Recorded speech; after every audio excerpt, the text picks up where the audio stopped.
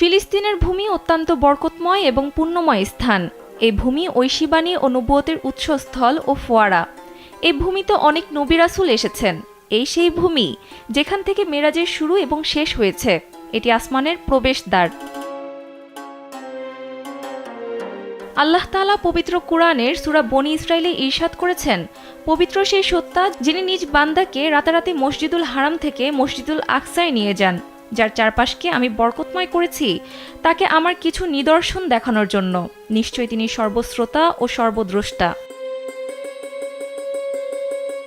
এই বরকতময় ভূমি এবং এর মাজলুম অধিবাসীদের সুরক্ষার দায়িত্ব শুধু ফিলিস্তিনিদের নয়, বরং প্রত্যেক মুসলিমের।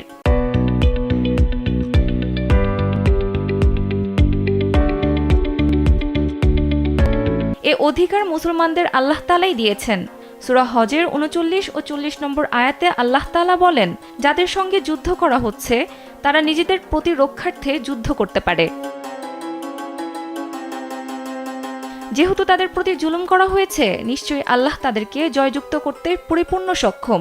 যাদেরকে তাদের ঘরবাড়ি হতে অন্যায়ভাবে কেবল এ কারণে বের করা হয়েছে যে তারা বলেছিল, আমাদের প্রতিপালক আল্লাহ। মনে রাখা জরুরি, মুসলমান ভাই ভাই। এক মুসলিম জুলুমের শিকার হলে অন্য ভাইদের দায়িত্ব হয়ে যায় তার পক্ষে দাঁড়ানো।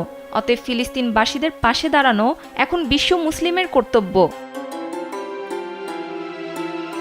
সহিহ মুসলিমের 2586 নম্বর হাদিসে রাসূলুল্লাহ সাল্লাল্লাহু আলাইহি ওয়াসাল্লাম ইরশাদ করেছেন, পারস্পরিক ভালোবাসা, সম্প্রীতি, দয়া, রহম, সহমর্মিতা ও সমব্যথী হওয়ার ক্ষেত্রে মুমিনদের দৃষ্টান্ত এক দেহের মতো, যার কোনো একটি অঙ্গ আক্রান্ত হলে বা অসুস্থ হলে পুরো দেহ নিদ্রাহীনতা ও জ্বরে কাতর হয়। ভাইকে মাজলুম অবস্থায় শত্রুর হাতে ছেড়ে দেওয়া ভাইয়ের পরিচয় হতে পারে না, বরং মজলুম ভাইয়ের পাশে দাঁড়াতে হবে এবং জালেমের বিরুদ্ধে জানমাল দিয়ে নামতে হবে। তাহলেই আল্লাহ তাআলা খুশি হবেন এবং বিজয় দেবেন। তাই জালেমের প্রতিরোধ করতে হবে সকল মুসলিম মিলে। সূরা তাওবার 14 নম্বর আয়াতে জালেম ও ইসলাম বিরোধীদের বিরুদ্ধে মুমিনদের সাহস দিয়ে আল্লাহ তাআলা বলেন, তাদের সাথে যুদ্ধ করো যাতে আল্লাহ তোমাদের হাতে তাদেরকে শাস্তি দান করেন, তাদেরকে লাঞ্ছিত করেন, তাদের বিরুদ্ধে তোমাদেরকে সাহায্য করেন এবং মুমিনদের অন্তর জুড়িয়ে দেন। সুতরাং আল্লাহ তাআলার সাহায্যের প্রতিশ্রুতি যাদের প্রতি রয়েছে তারা কখনো ভীত হতে পারে না, পরাজিতও হতে পারে না। কেননা আল্লাহ তাআলার সাহায্য যখন শুরু হয় তখন কাফেরদের সর্বোচ্চ সুরক্ষা দেওয়া দুর্গও ধসে পড়ে।